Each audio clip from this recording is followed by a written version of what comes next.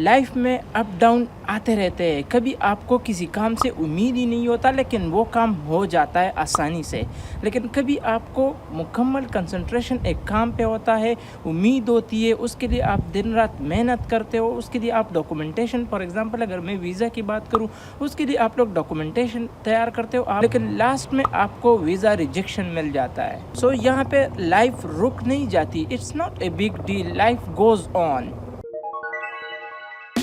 मैं 3 बातें आप लोगों के साथ आज डिस्कस करने जा रहा हूं, क्योंकि इन 3 बातों का आप लोग ख्याल रखो, इन 3 पॉइंट्स पे आप अमल करो, इंशाल्लाह visa is for you only. अस्सलाम वालेकुम, मेरा नाम आफ्ताब अहमद है। आजकल मैं फेसबुक ग्रुप्स और व्हाट्सएप ग्रुप्स में कुछ पोस्ट में देख रहा हूँ लोगों का जो सोच रहे हैं कि हम अपना केस विड्रॉ करें, क्योंकि वो डबल माइंडेड हो चुके हैं। उन्होंने किसी 2 बंदों या 3 बंदों से सुना है कि हाँ हमारा वीज़ा रिजेक्ट हो गया, हमें 2 दिन में कॉल आ गई वीज़ा रिजेक्शन की, इसलिए वो लोग भी डबल माइंडेड हो चुके हैं। वो भी यही सोच रहे हैं कि हम वीज़ा इंटरव्यू के लिए जाएं या नहीं, क्योंकि उनके दिल में वो होप पैदा हो गया है कि हमें भी वीज़ा रिजेक्शन मिल जाएगा। तो देखो फिर आपने 4-5 महीने इतनी मेहनत क्यों की कि अभी लास्ट स्टेज पे आप गिव अप दे रहे हो कि हाँ मैं अभी इंटरव्यू के लिए नहीं जा रहा हूँ। तो फिर 4 महीने 5 महीने इतना ख्वार हो के क्यों यहाँ तक आए। मेरा सजेशन यही होगा कि एटलीस्ट अभी आप ट्राई करो, क्योंकि यहाँ तक आप आ चुके हो। अभी नेक्स्ट स्टेप जस्ट इंटरव्यू आपकी बाकी है, और पैसे आपके सिर्फ और सिर्फ 6,000 या 7,000 इंटरव्यू पे लगना है, मतलब वीज़ा फ़ी आपने सिर्फ देना है। तो इसलिए ये 6-7,000 रुपये दे के ट्राई ज़रूर करना। यहाँ पे अभी आपने रोकना नहीं है। अभी लास्ट स्टेज में आप लोग आगे बढ़ो और अच्छी उम्मीद के साथ, कंप्लीट डॉक्यूमेंटेशन के साथ इंटरव्यू के लिए टाइम पे ज़रूर जाना। देखो अगर पहले से आपके जहन में है कि हाँ मुझे तो वीज़ा रिजेक्शन होगा, तो फिर डेफिनेटली आपको वीज़ा रिजेक्शन ही होगा, क्योंकि आप उसके लिए मेंटली तैयार हो। और अगर आप एक चीज़ के लिए तैयार हो तो फिर आप कंसंट्रेट नहीं कर सकते, फिर आप अपने डॉक्यूमेंट्स पे कंसंट्रेट नहीं कर सकते, एम्बेसडर को आप फिर सेटिस्फाई नहीं कर सकते इंटरव्यू के दौरान, क्योंकि आपका माइंड बना हुआ है कि ऐसे भी मुझे रिजेक्शन मिलेगा। तो डेफिनेटली फिर आपको वीज़ा नहीं मिल सकता, आपको रिजेक्शन ही मिलेगा।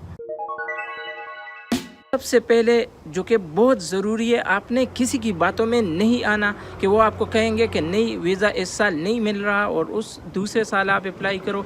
बस आप लोग अपने इंटरव्यू के लिए टाइम पे जाना, एम्बेसडर को सेटिस्फाई करने की कोशिश करो कि मैं सिर्फ़ और सिर्फ स्टडी के लिए जा रहा हूँ और मेरा कोई भी और इरादा नहीं है, और मैं फाइनेंशियली भी ओके हूँ, मेरी फैमिली की तरफ से मुझे कोई भी इशू नहीं होगा, मैं फाइनेंशियली स्टेबल हूँ। उसको डॉक्यूमेंट्स के ज़रिए से सेटिस्फाई करो, ऑल डॉक्यूमेंट्स प्रोवाइड करो टाइम पे, कोई भी डॉक्यूमेंट्स आपसे मिसिंग ना हो।